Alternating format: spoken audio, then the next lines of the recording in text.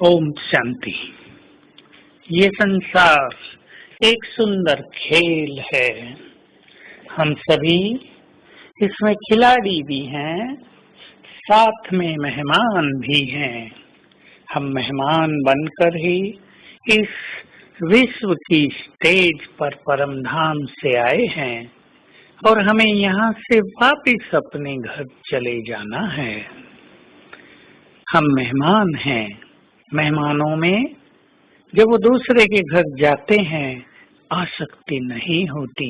वहाँ कोई अच्छी चीजें देखें, वो ये नहीं सोचेंगे कि हम इन्हें उठाकर साथ ले चलें। हम सभी संसार में मेहमान हैं।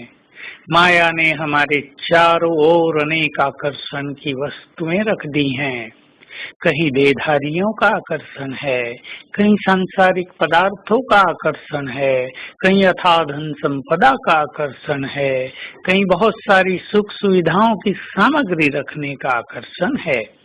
परंतु जिन्हें योग का रस प्राप्त करना हो, जिन्हें श्रेष्ठ योगी बनना हो, जिन्हें संसार को बहुत बड़ा योग का सहयोग देना हो, या जिन्हें अपने स्पिरिचुअल लेवल को बहुत ऊंचा उठा देना हो, उन्हें इस संसार की इस माया में, इन आकर्षणों में अटकने की आवश्यकता नहीं है।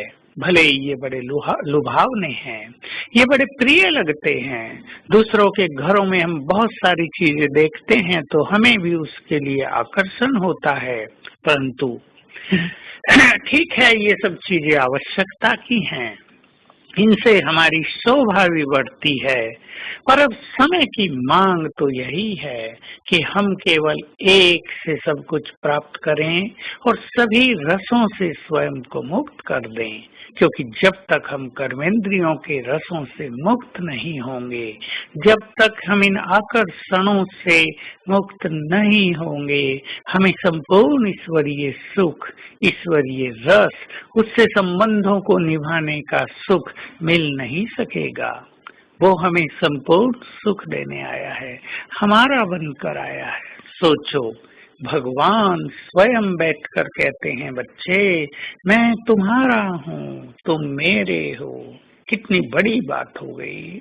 हम तो केवल उसके दर्शनों के प्यासे थे, हम तो क्षण भर के लिए उसे देख लेना भर चाहते थे, परंतु वो जब हमारे पास आया तो उसने हमें फीलिंग दी, मैं तुम्हारा हूँ।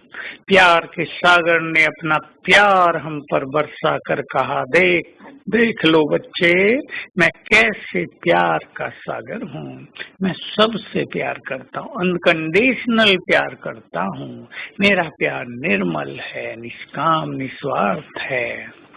तो हम सभी अब सभी आकर्षणों से स्वयं को मुक्त करें, क्योंकि ये सभी चीजें समाप्त होने वाली हैं। कुछ भी इनमें अविनाशी नहीं है। ये ठीक है कि वो थोड़े समय का सुख देंगी, परंतु अगर हम उसमें आसक्त हो गए, अगर हम उसको यूज करके उसके ही हो गए, उसके ही संकल्पों में समय बिताने लगे, तो हम योग का परम सुख नहीं ले पाएंगे। मान लो किसी के पास एक सुंदर कार है, उसमें बैठ के उसको बहुत आनंद आता है, वो सफर करता है, यहाँ तक तो ठीक है, लेकिन उसमें आसक्त हो जाना, मेरी कार, उसमें ही बुद्धि लगे रहना, ये गलत होगा। मान लो किसी को कोई विशेष तरह का भोजन बहुत अच्छा लगता है, उसके बनाने में, उसके खाने में, उसकी तैयारी करने में ही समय बिता देना, तो ये संगम युग का अनमोल समय यूं ही बीत जाएगा। तो आइए हम अपनी बुद्धि को चारों ओर से डिटैच करें। हमें महान कार्य करना है।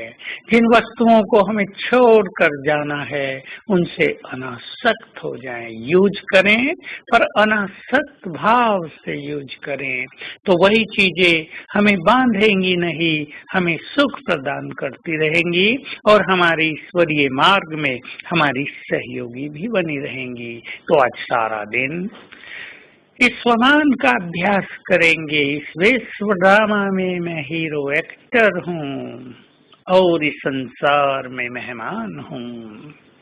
अपने को देखें, मैं आत्मा तो परम धाम से आई हूँ इस देह में, प्रकृति की कुटिया में बैठकर आंखों के द्वारा इस संसार को निहार रही हूँ।